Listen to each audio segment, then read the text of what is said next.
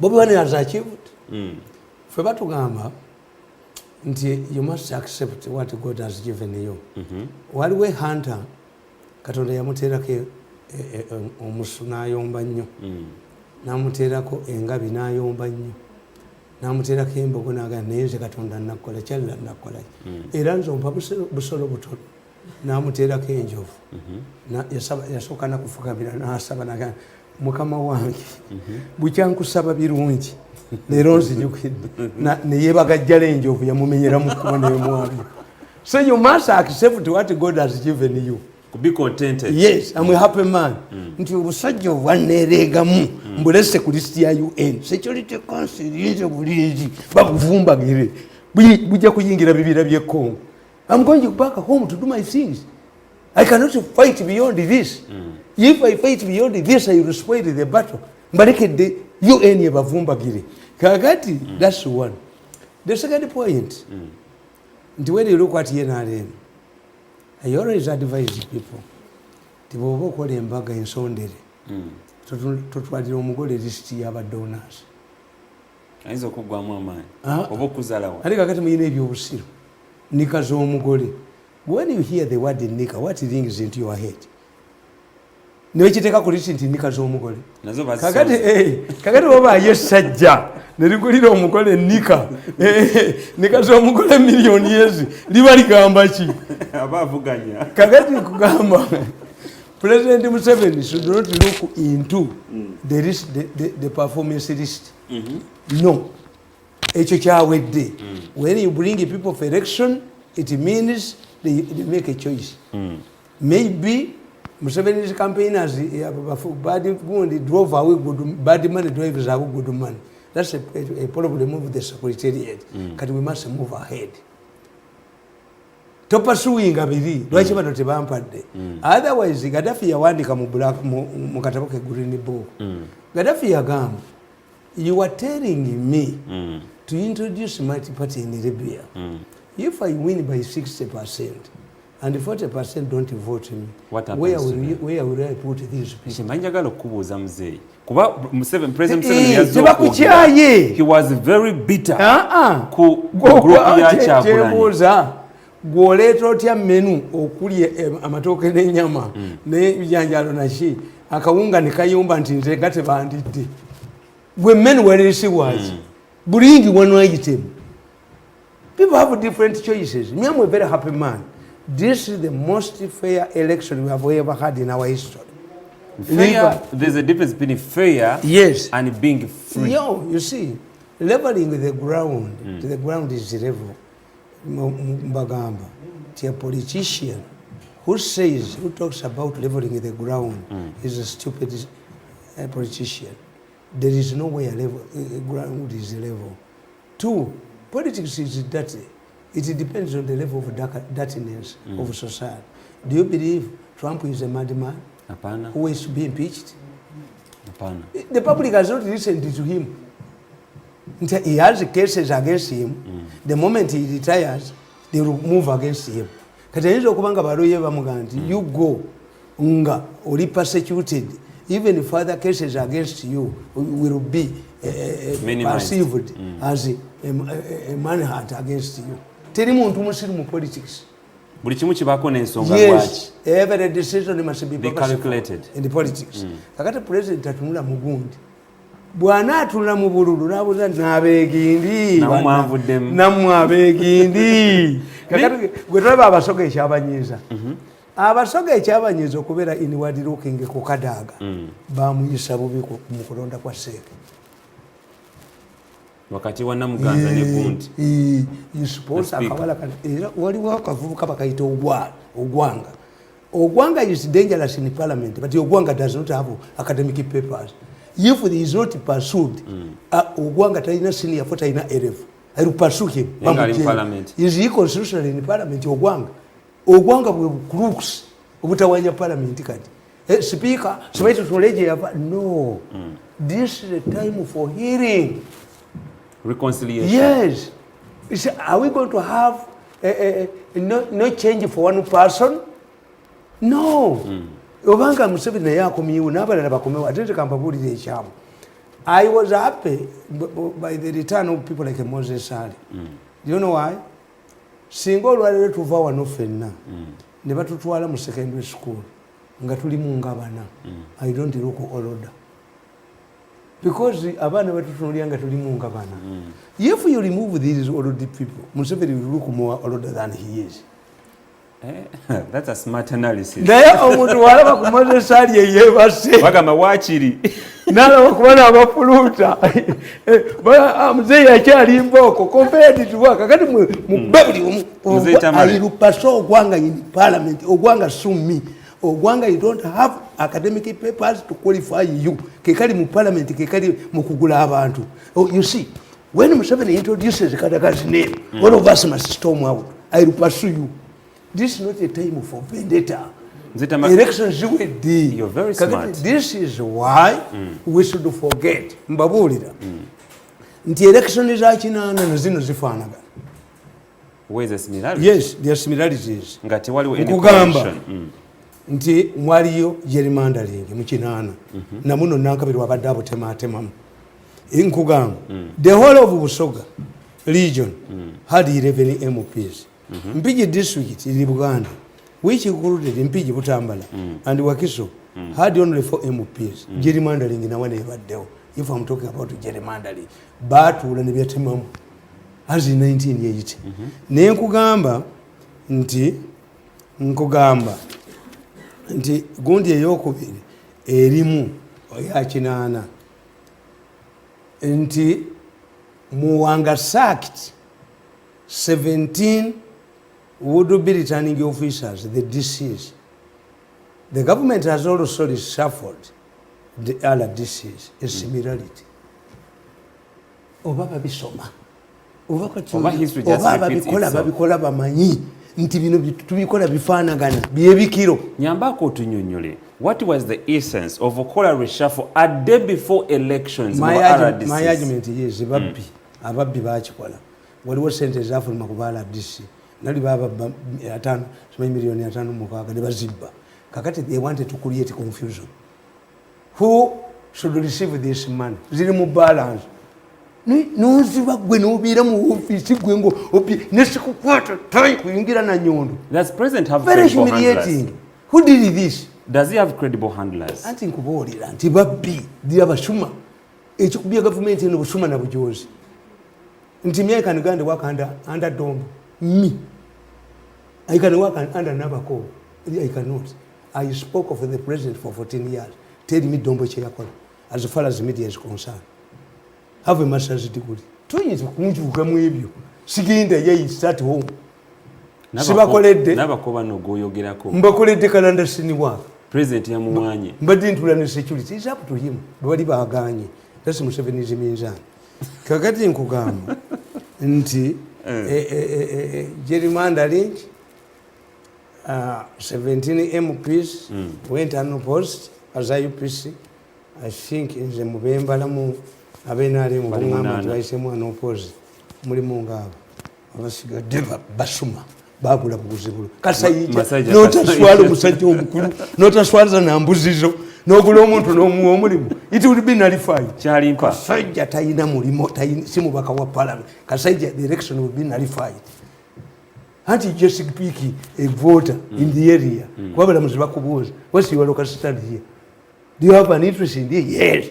Yagula omuntu eyali asigaddewo n'amuwomu kasajja yajja kaddamu n'embuzi ze zimulonda ebyo bigundi. Kakati today the DPs having been humiliated agreed to join parliament. In fact, one of the speakers was Kutesa. Kutesa urged what options do we have? Abantu bafudde mu lutalo babonyeebonye nnyo. Let us give them a chance to heal the country. But they did not take this offer from the Democratic Party. Bajja mu parliament continue harassing them. Abasoka 10 ne babatochalinga ne baddayo to decimate UPC, the DP. Waliwo omulamuzi nga bamuyita Mr. Justice Masika with the Chief Justice. He only entertained cases against the Democratic Party. Ne babajjayo babalamuzi At one time, Masaka wrote a security letter to Obote to arrest DP leaders. Kakati, this offer by the Democratic Party, which the UPC did not appreciate, but Museveni is taking advantage. How? Yes. And you get them in Parliament to go over young. Obote yali determined kusanya uchibina cha DP. Tibakiriza offer. The hearing process was not taken over. Okay. Kakati today, Irana Luli, Echirunji Chetuina, Bobi Wine is handled by foreigners. Nesemogere was convinced by the Germans. Semogere inamukwano gwe Dr. Harry Matiko. Semogere yatuza ko wano concerning Democrats. Obote najja ko nabaga nti mlu. Mu Africa you must deal with a man not a woman. Bana badipi bakazi bange. Kakati mujja wano mukole muti. Obote addressed that was a huge insult. Yes. Ate gundi Kenyatta teyakyogera ekisumu. The same statement. Ngabagula egundi dwali lyekisumu ngagamba abalasha. Why do you deal with a woman? In Africa, we deal with a man. Kenyatta bambe ekidala ne bamukubiramu. Yafata linnya ekisumu. Kujereka jala muji nti mukazi we. Kakati today, where do we move from now? What we are moving from now, my only challenge, we have a constitution, we have rules, we have a gun. One, we would have a government, a coalition government, but the coalitions are negotiated. You sit down with another party, Namuke is going to share posts. If one of us is found wanting, enough to let home. Wabanga coalition yalema within the opposition, how possible can it happen? Conditions of a coalition government don't apply.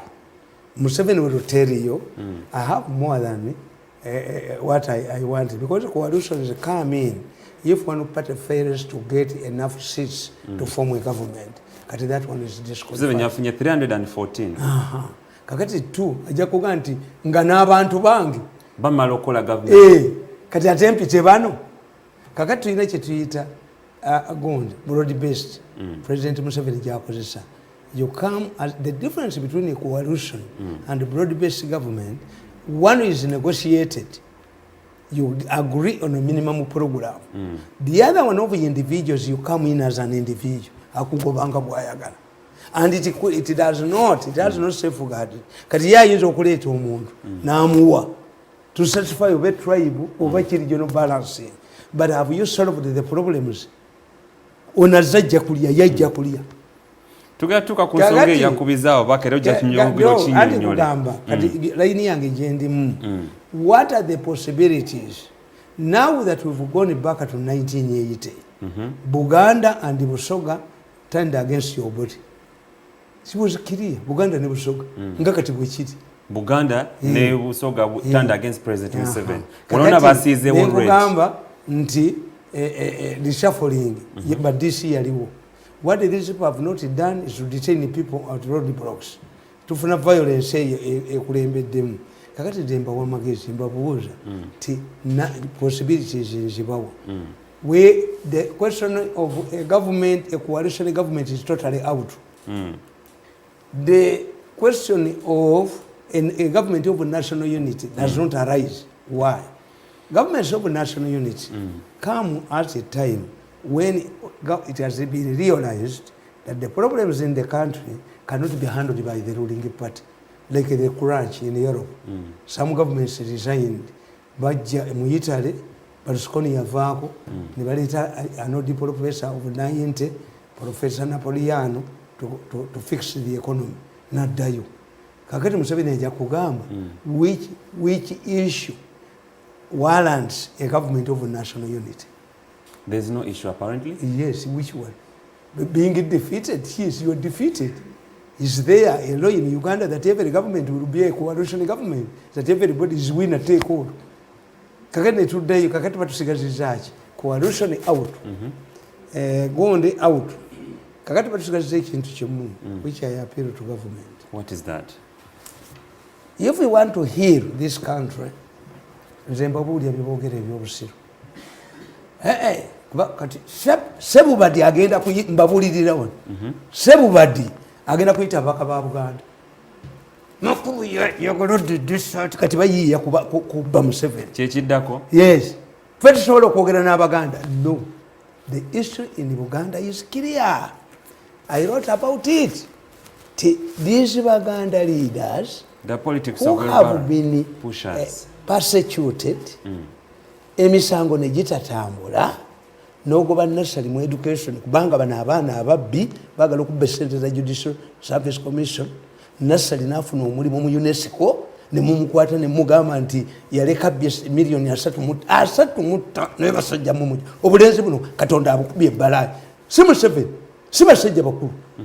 Waliwo kalina omutwe ogukalinda ebbulooka ako nakana kalina obutwe okajagaladde bwe buti ne mukama waabwe bibadde batawanya abantu. Did you see the nakanagisa New Vision kikasooka okukuba? Did you see these cases progressing? Kuliko ya mukama wange Hajes Kembuga ogirabi bamusibira bwerere was acquitted by Swedish court. Naye nga obujulizi against Mbuga buva mu it was a translation from Buked. Ask him. The prosecution side in Sweden against Mbuga Mpanga was translated Mpango ne mumuyina omukisa no subise myaka ntunuje mukazi wange olwalire ku macha nti ebifana byange babiyuza nimugamba kwatemu nsuleko mu eddalo akedde mu chaachi mugatonka abiri njekala nsuleko mu eddalo ejjogi eryo ndi bamalemu kusula eddalo mu dakiika oyuza byaki byanyuko kakati mweze sibategeera nti abe obuvuka bw'emmengo bwe bwabbanga egikundi bugulu wumani nabba banka nazisuula abantu ne banyiiga namugwanya nadda mu kibuga n'atigomya ababoda n'atigomyaki lufula ne muzitwala taxi park ne muziteeka nakalema ne yebajjula kasita omulaba nga bali wamutumya ina mukama wamutuma kendi mukuba ku butambi naye bajja mutwala nga buno obuvubuka kakati the issue in Uganda is simple. It's very simple. Economic problem addressed. Nobody should cheat the president over Mengo. Mengo is not a factor. Nobody should deceive the president in religious leaders. Let me explain. Waliwo katononyo katonako explaining. Waliwo statement ezakolebwa abantu babiri. Nze sazirabyemu nazirabye ng'ezaagala okwawulamu bannayuganda. Emu yakoleddwa Captain Mike Mukula. Endala nekolebwa Minister wa Agriculture Vincent Bamulanga Kisempija nga bagamba nti kino ekyokuba aba ministers abirimu abatano bajjayo is a tribal issue. Naye argument yange eri bawanguddwa abanyankole muliri engalo z'emitwe zisejjembe. Mukula did not do political science. Mukula is a senior football player. Masters. Where did you get the masters? Which university? The university ya Mukula erira affebo. Look what the serious issue. Sempija had been attacked by government people. Yatenteza amawako. Spearheaded by Kanagisi's newspaper. Sempija survived a motion in parliament against him, censorship. By who? By Baganda.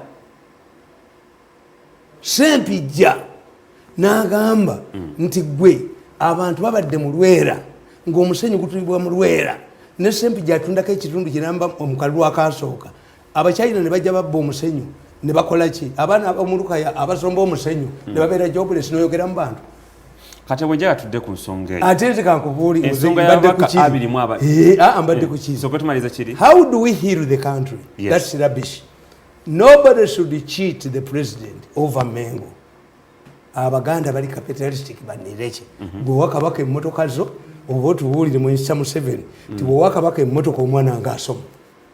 Gwe kola kwata mayiga omuwe convoy obanga mayiga bumuwe emmotoka abatutigomya mu butale mu tendalinge ku myalo ennyanja ne mugiwamba oba mayiga asasulira abavubi ssente. Baganda capitalistic by nature. Omuganda ayagala ssente ne baganda mumutunuulire genda ew'omugagga wonna entebe y'omugagga esiiwuka wasemba kuba buli azira okusaba akunaamiriza. I'm telling you. Sokoleke. Awasooka wano. Ani agenda mu ofisi y'omugagga okusaba n'agituulamu oyo wa ddiiro. Oyo atula mu ntebe bw'ati. Abazze kutula. Azze okusaba ate ayogera mukama. When you see people whispering to each other, is a love affair or poverty? Azze kusaba. Asooka nanyumya emboozi nakwata mu kibuga wano. Nze bagenda ne bankwata n'egijjayo. Kubanga busiru. I'm going somewhere. Onze yogedde. Ontegedde. twakunonyeza akalu ak'emyaka 2 egiyise ayisiri timwandike kalu waliwo esimbyewo ngoba mu kibuga nze nakuleza bayina phrases ngoba mu kibuga nze nakuleza omuganda tayagala bwavu. So how are we moving on akalu kawedde Robert Kyagulanyi bamukubya akalu President Museveni yayogedde kiri gwanga how are we moving on banadini bamulimba nabo okumubba sente. Let me tell you, President Museveni in 1996 faced a rebellion from Mengo. The Ruchik fell short of declaring Semugere as the official Uganda candidate.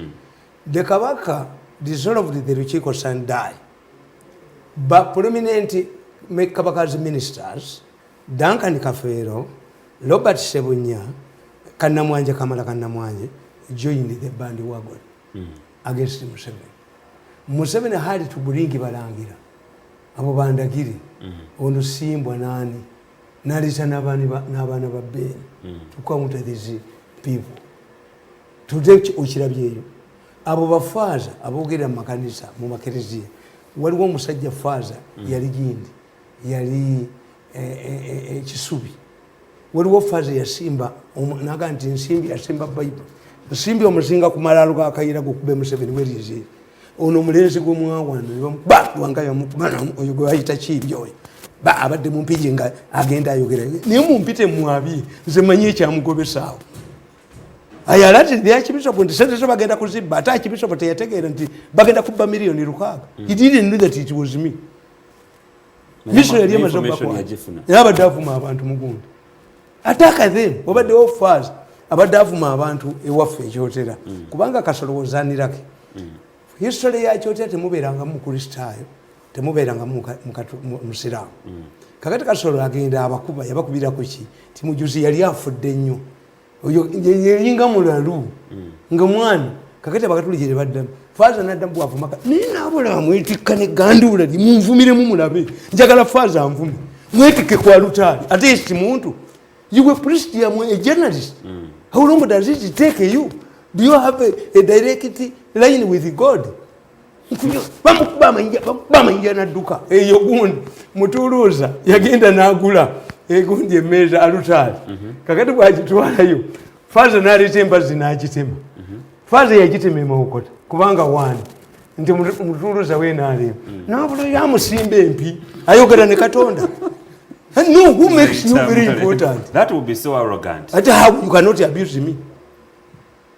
You cannot abuse me. Nzikitange yankwatako nantwale mwekereziya matale nti abakulu banjigirizaako bakola kibako namugamba nti gwe yogera nabo amasakalamento go that cannot affect my political career. Waddukayo namugamba yogera nabo gwe not me. You see yansi kusoma political science. I'm a political scientist. Sinamugamba bya divinity bye. But to control even my head kitange namulekayo namuleka ni bwana mukulu nene tambulira mugandi gwe bwamasakala mintu kugenda bakujoge kakati nemba buya ne bagamba. We should look at the economic issue. 2 mbabulya ne bagamba nti abaganda bwe baba ak'ekibanyezizza bayina kibayita ekivu. Awe njagala okudda muze ku Sunday nali naawe embuga nga tutogera ku nsonga y'abaka aba ministers 25 be basudde ebbali nga twagala wangamba nti buli lwolaba abaganda nga banyiize baba bayina kye babanja nti omuntu ali prominent asikirwa omuntu bali temusuubira. Njagala oddemu okitangaza anti nabagambye nti omuganda bw'aba ayina kyabanja nga banja gavumenti ayita mu stages. The first one kukuvuma avuma omukulembeze. How do we call okuvuma ffe mu baganda bw'oba oyagala okuvuma abakoddomi bo ogende mu saati ya mikono mingi. That's why when Obote tubamunandika to negotiate with Mutesa, Obote went in a short sleeved shirt and torn socks. Mutesa n'agamba naye akasajja kano katujoze. Abuma yajja namugamba nti abadokole tebamanyi byakwambala. Obote ni he didn't believe in these things. Kakati from Baganda, if you want to humiliate a person you need kyokola no kimulaga. And this has been the trend. Nabaga nti look nze seewuunya I don't mind tunuulira bwe twali tugenda mu lukiiko lwa Buganda 2 things struck the country. One, Ben Chiwanuka was defeated by a drunkard who had not registered. Indulu zivuga. Professor Senteza Kajubi was defeated by a man called Nseri Betia. He was a tonto seller in Wandegeya, Ngimvunza Zambuli, defeating a professor. Indulu zivuga. Kakati kuba tunulire bonna what has happened. Kankusomera amanya gezuka abagali prominent. Kubulire gwe. Nankabiro yamubye akalwa abadde akanonjaza ko silipa na boda boda. Ba! Sempije yamukubye akola wedding omulukaya. Ba! Eyakubye miyingo wa PhD. Abadde akola ki? Yali driver we namugulya bajaj. Abadde ayina stall ku Kalerwe nga kuliko watermelon. Ba! Awo Muganda abayina kyaba Omuganda abayina Amelia kyambadde yakubidwa mazongoto yasoka nomu ngatambula na kitanda kye kinene mazongoto yamukubira n'akayimba Omuganda abayina kyakubanja akuweereza bivumo when Muganda first stage the second one is riot. It's riot. The second stage? Yes. So the first one Bajeva ministers and unknown people from nowhere. Baganda tukugamba. So where comes the time? Unknown people from nowhere. Bajeva ministers. Humiliatively. So the next stage is a riot. Look, practice like a marriage. Omukazi nga ayagala okuhiting, okuhumiliating. Osobola mukwata ne house boy. The question one would do is not to make an alarm. Sit down with your wife. But what have you done this to me? Yes. Era omusajja ate egundi fe wano tubimanyi nnyo kagere kangufolire Sebirumbi bwe yajja mu kinaana waliwo English proficiency test ne bajimbuuza what is your name Luwero South constituency nti ayiseemu kyanga macho professor Wemakembu yagudde ebigezo yagudde English proficiency test aba UPS wanted to humiliate people. So this is what applies in our culture. Nti bino it tells you is not Mengo, is not religious leaders. Museveni has ever faced a formidable Mengo. Ono yobuli kamukono yakatunda azanya bubadi bwe kakati oyo nagwamu Mengo ne losing yabbe bibanja by'abantu nabati they are fighting for their credibility. The churches are fighting for their credibility. Those are not the formidable forces that the president should allocate resources. No. I can understand. Kasolo bamutekamu waliwo omuntu yamutekamu $1 billion cent. Wembanye nokubuza mukwano go Kasolo ujogo defending awa neno. Namuwonyeza. Why? Bali ba falsifying gondize files mu Ministry of Finance nakalema amukwata the elections. Bali bamuletedde ananda ekigaalo bamukwata the elections. Ne badira omusajja we ne bamuluwalinga ne bamusasi bennyini aba police ne bamuteeka ku mmadde. Akabukedde ne kakubamba bagundi ba Kasolo. So me I know. Yes. Kakati oyo Kasolo ya omusiraamu kizibu nnyo. He has made history. I've never seen an Anglican, I've never seen a Muslim going through that constituency. It was Kasolo alone. That one I can analyze. Ngojeko ekyokubiri. When you look at these issues, abaana abo balina amagezi mu mutwe. Abaana bwogenda mu constituency bakugamba toyogera ku Museveni wa. Ngogenze wansi.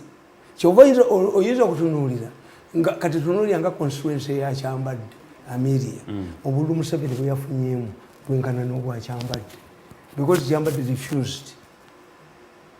Omuntu walonda omubaka walonda ne president candidate we. Nti abantu baagala nnyo, I tell my people, nti abantu baagala nnyo okuzaala, abakazi baagala nnyo okuzaala.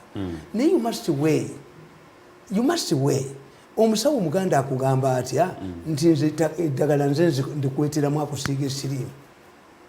Omuntu yenna kati akulaba ng'oli basebo ne banya desperate nze nabiwona era bakimanyi nti omusajja alina support naye is very arrogant. Nemze Tamale, I stand to differ from kintu ky'ogambye nti Obuganda bwandibanga bunyiivu. Olowooza eno teyabadde Bobi Wine effect oba people power oba NUP effect cause mu kusooka abantu abagamba lwolaba umbrella gy'obeera otiikinga umbrella tisi yatutte bano ba ministers olowooza. Kakati kankubulira ekyokulabirako lwaki owa DP yawangudde era akaayi. It was simple. Nupu teyabaddeko linda olabe lukwago baana abo The battle is between these ministers. Why? Musenyi bakututenga sempe jalabu. Namugwanya nati gumya abantu mu kibuga nga balaba. Ababodaboda bayina obubina. Gwe njagala tambule fenna mu kibuga. Olabe endulu ezivuga. I fight for bodabodas. Mbamanya obujozi bwabwe. Let the president spare time. And he tours police stations in Kampala. Alabe bodaboda ziriko. Are they garages? Naku kyenda nga bazitunda. Naku kyenda nga ekizibiti bakitunda. But this young man who is operating on a bodaboda n'abaana be kwe balya. Ate ekyomutawaana mu kyemugendo tuleta ekiri bwe kiti. Abantu bonna abavudde mawanga ago western countries bwasanga bamubbi at least yagulayo boda ekwakisigaza. Do you believe nti omuntu atali strong hearted asobola okuvuga bodaboda nga bakuba emitayimbo ekiro? Alabe owa boda yaza omuntu batuula butuuzi ate nga talina mashini era bamabega bali bagumu nnyo. This is my last point on the hearing process. Nti tuyina dairemeera because normally okulonda bwe kuggwa basibi bano abaana be bakutte baali batadde, but I'm seeing 3 dilemmas on this. On the surface it is a good gesture. Nekambabuulire ekyakubiza okuhumiliate nga kiyonga mukimanyi n'ekyakubiza kibanzanga baata abantu ne babajja mu makomera. You don't have public relations. Nga bwe mwaddiranga omuntu avudde Nalufeenya ne paasi ze ne tocha ze zonna ne mumutwala mu kkooti. What type of head of prison is this? Hakuna. Si anti bano ba military ebyo gundi byabasajja tasobola bikola. Ayina PhD. You put nabaga nti President Museveni ayina public relations. Bakwata Professor Newton Ojoko nga lakwena addusi nga yina amaviiri gakuze bwegati. Museveni told him, go to the salon and cut off the hair. Mumugulire suit. To appear as a gentleman. Neba no oluvanyuma passes bamucheza. Kakati babadde abasibe be batuteeka sese. Abasibe ne batandika okugera. Gundi go baba kwata oyo bamukuba ne bamutta. Gundi ne bamutta. Bo benyini nga bava emiranga ne givuga ekasese nga nyakuwayo akalu. You would have prepared these people and give them money to start. Where is the public relations department? Aba military. Nibano bakwatire kalangala bambadde nkuwozera siku bagenda kuappearinga before court military intelligence n'ogiteeka mu kintu tebalina public relations at all. Kubanga zimbagamba look, the law in Uganda, the constitution in Uganda outlaws torture. What happens if you take a tortured man before court? You are telling the court to release him. Chicho hakuna. Brain hakuna. Omuserikale ate omusibe n'amugye Nalufeenya nga mwokereza paasi. Because the prisoner tebanakuga ne bwe habeas corpus mwizoga ya still tracing him ne mumujjanjaba agenda okwapialinga alabika bulungi ne mugende mbuzo kintu musoke yali prime minister kintu musoke yalina mwenyina nga bamuyita Katogo yasoko kuvuga emmotoka z'empaka. It was not Muwonge. Katogo yavuganga emmotoka z'empaka. The first woman yavuganga emmotoka z'empaka bamuyita Katogo. Katogo yali ali awo bayita Obusega nga alina bbaala ye bagiyitanga mu Katogo. Agati abasajja bakayira banywawo omwenge nga bazze okwataakinga olubiri era baali baddeyo banywawo omwenge. Kayira had no discipline. Agati omukazi ne bamukwata nga n'amukwata. A relative of Kintu Musoke. Ne bamutwala mu Argentina house. Ne bamutitochalinga nnyo. Kintu Musoke n'agenda wa Paulo Muwanga. Namugamba nti mwennyeko omwagala mwenye naffe nti bamukuleetere. Kintu Musoke ng'envunyuze va mu mukazi, envunyuze va mu matu, naga kati mutwala mu ddwaliro ki. Muwanga wanted to intimidate his friend.